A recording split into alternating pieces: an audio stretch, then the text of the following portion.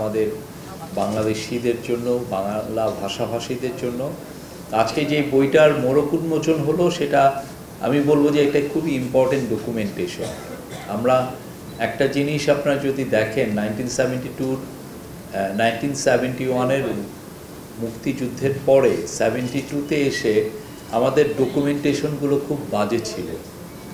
ফলে ইতিহাসের যে বোঝাপড়া, ইতিহাসের যে দায় দেনা, সেই দায় দেনার জায়গাগুলো খুবই পরবর্তীতে এসে কন্টেস্টেড টেরিটরি হয়ে যায়। আমরা যারা হিরো ছিল সে ভিলেন হয়ে গেছে, যে ভিলেন ছিল সে হিরো হয়ে গেছে পুরো। কেননা ওই সময় ডকুমেন্টেশন খুব খারাপ ছিল। আপনাদের, আমি যারা জার্নালিজমের এখানে যারা আছেন আমি তাদেরকে অনুরোধ করব 1972-এর বাংলাদেশের পত্রিকা, বাংলা পত্রিকাগুলো পড়বেন। খুবই দেখা গেল যে 1-2 মাস পরে বাই 6 মান্থসের পরে কেউ আর 71-এ যে একটা মহৎ মুক্তিযুদ্ধ হচ্ছে কেউ আর ওর কথা বলছে না। পুরো জিনিসটা is taken over by events. আর ওই গভর্নমেন্টটা খুব ইনএফিশিয়েন্ট ছিল, ফলে তার ইকোনমির যে ভয়াবহ একটা বিপর্যয়ের মুখে যাচ্ছে, ফলে মানুষের যতটা না সে তার ওয়ারকে নিয়ে এসে তার সহ্য বীর্যের গল্পর কথা বলছে, তা না বলে সে বেশি চিন্তা হচ্ছে যে কালকে কি খাবো, পরশুদিন আমার কীভাবে চলবে, এই চিন্তা ছিল। তো আমাদের এখানে এবারে যেটা আমি দেখছি যে 2024-এর যে মহৎ, এটা খুবই আনপ্রেসিডেন্টেড একটা আন্দোলন। আমাদের স্টুডেন্টরা এটার সম্মুখভাগে ছিলেন, তারা এটাকে লিড দিয়েছেন। এইটার একটা খুব বড় জিনিস যেটা হচ্ছে যে এটাকে প্রত্যেকটা ইভেন্টকে ধরে রাখা। কেউ এসে ক্লেম করতে পারবে না যে না আমি এটা করেছি বা আমি ওইটা করেছি। সবাই জানে কে কী করেছে, কার অবস্থান কী ছিল, এবং ডকুমেন্টেশনগুলো খুবই ব্রিলিয়ান্টলি হচ্ছে। আমি বলবো যে একটা হচ্ছে ডিজিটাল আর্কাইভিংয়ে হচ্ছে, কিছুটা ফটোর যে কত ফটো তুলেছেন আমাদের ফটোগ্রাফাররা, তারপরে হচ্ছে অনেকে অনেকভাবে লিখেছেন, কেউ ফেসবুকে লিখেছেন, কেউ বইয়ে লিখেছেন, কেউ, এবং আপনি দেখবেন যে এখন বই আসছে, প্রথম যে বইগুলো আসছে সেগুলোর কোয়ালিটি নিয়ে কথা থাকলেও সামনে আরও বই আসবে। এটা নতুন দিগন্ত উন্মোচন করেছে। আপনি অলরেডি দেখেন আমাদের যে একটা প্রফেসর ইউনূস যে বইটার প্রশংসা করে, আর্ট অফ ট্রায়াম্ফ, একটা হ্যান্ডবুক, জাস্ট গ্রাফিটির বইটা, এটা অল ওভার দ্য ওয়ার্ল্ড, এটা একটা সবাই এটা দেখে অবাক হচ্ছে যে কি ব্রিলিয়ান্ট একটা বই।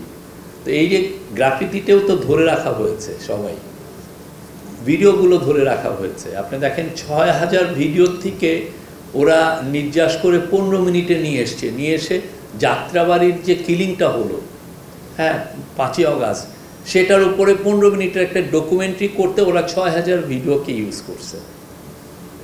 কি ব্রিলিয়ান্ট একটা কাজ। তো আমাদের এই যে এর ফলে যেটা হচ্ছে যে কারা কারা এই অন্যায় ছিল, কারা কারা এই ভয়ঙ্কর একটা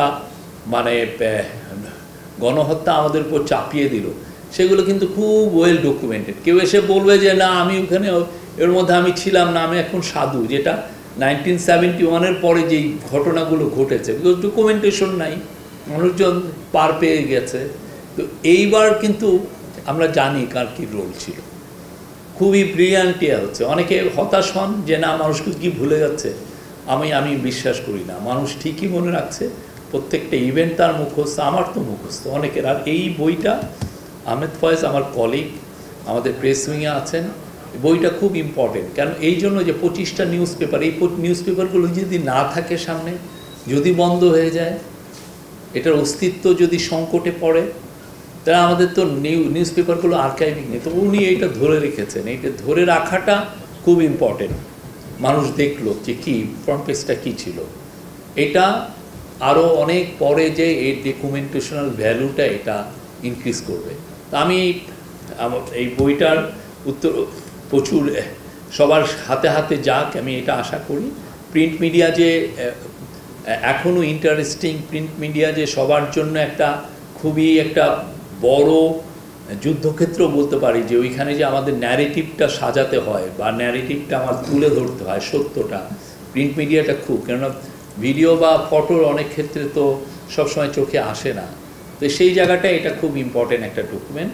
আমি এই বইটার প্রচুর বিক্রি আশা করছি, সবাই এটা কিনবেন। Thank you very much.